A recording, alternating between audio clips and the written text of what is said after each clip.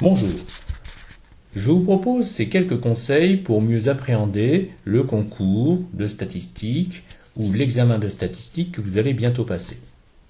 Je subdiviserai ces conseils en 3 parties.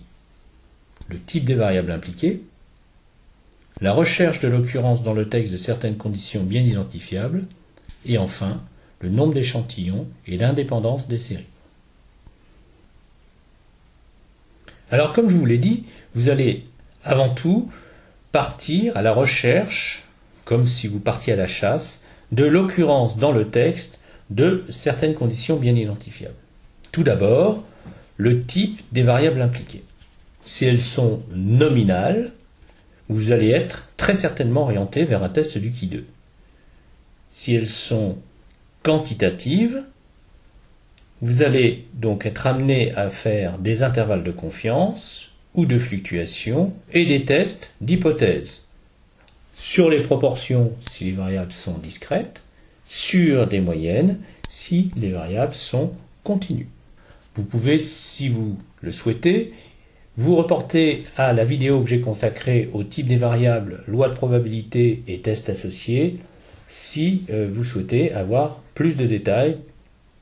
Deuxième conseil, vous devez aller rechercher, chaque fois que c'est possible, l'occurrence de la présence de la loi normale dans les conditions qui vous sont fournies. Vous savez que le fait que x suit une loi normale est une condition indispensable pour effectuer un test paramétrique, que ce soit un test de Fisher sur les variances, le test T de Student sur les moyennes, ou encore le test sur le rho de Pearson. Sinon, il vous reste la condition n supérieur à 30.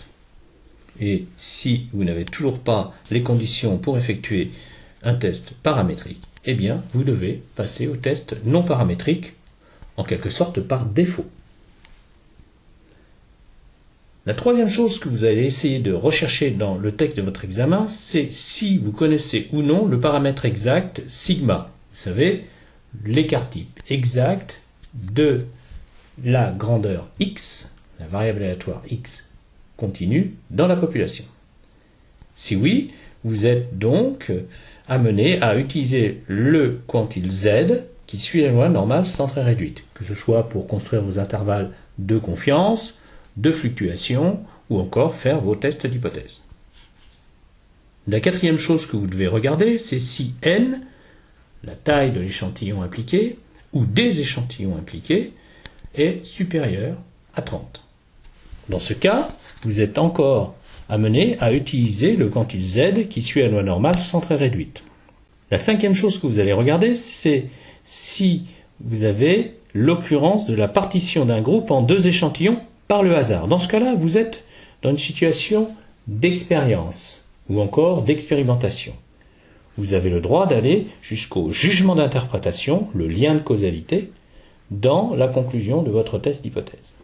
Enfin, si vous voyez apparaître dans le texte de la question associée à votre test d'hypothèse un comparatif significativement inférieur, plus grand, moindre, plus important, etc., vous êtes là dans le cadre d'un test unilatéral. Il peut être très pratique à cette fin d'utiliser des surligneurs de couleurs. Bleu pour repérer toutes les informations qui concernent l'échantillon, orange pour repérer ce qui concerne la population, et jaune ou vert pour mieux identifier tous les éléments qui viennent en annexe de ces informations, comme par exemple si l'on dispose ou non de l'information que x suit une loi normale. Le dernier volet de ces conseils concerne la détermination du nombre d'échantillons. Vous avez un seul échantillon. Si la variable est quantitative, vous êtes donc dans le cadre d'un test de comparaison d'une moyenne observée à une moyenne exacte. Si cette variable est continue, ou à un test de comparaison d'une proportion observée à une proportion exacte, si cette variable est discrète. Ou bien, vous êtes sur le cas d'un test sur série appariée, méthode 1 contre méthode 2, traitement 2 comparé au traitement 1, technicien 1 versus technicien 2, etc., etc. Ou bien encore, êtes-vous dans le cas d'une statistique bivariée, et dans ce cas, vous testez la liaison entre deux variables quantitatives, x et y. La deuxième possibilité, c'est que la variable soit qualitative. Et dans ce cas, vous êtes amené à réaliser un test liquideux de conformité d'une distribution observée à une distribution attendue sous H0. Passons maintenant au cas où vous avez deux échantillons.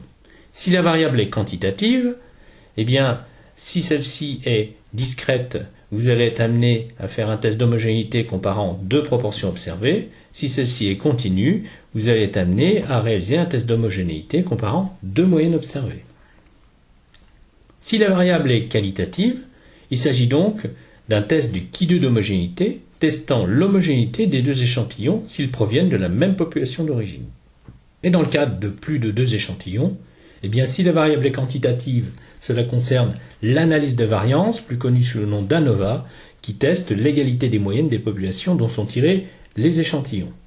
Et si la variable est qualitative, eh bien, vous êtes dans le cas d'un test du qui2 d'homogénéité, testant l'homogénéité des échantillons s'ils proviennent de la même population d'origine. Alors j'espère que ces conseils vous auront été utiles pour mieux appréhender le texte de l'examen ou du concours que vous allez passer, mais n'oubliez pas que pour bien repérer les situations ou la situation, si vous n'avez qu'un seul problème, dans laquelle vous vous retrouvez, eh bien, il va falloir que vous consacriez un certain temps à la lecture calme de votre texte, afin de ne rien louper. Alors, vous pourrez vous aider d'un surligneur pour mieux repérer les différents éléments qui entrent dans les conseils que je vous ai livrés. Vous êtes maintenant prêt à appréhender votre concours ou votre examen. Je vous souhaite bonne chance. Un dernier conseil, ayez confiance en vous. C'est un élément clé de la réussite.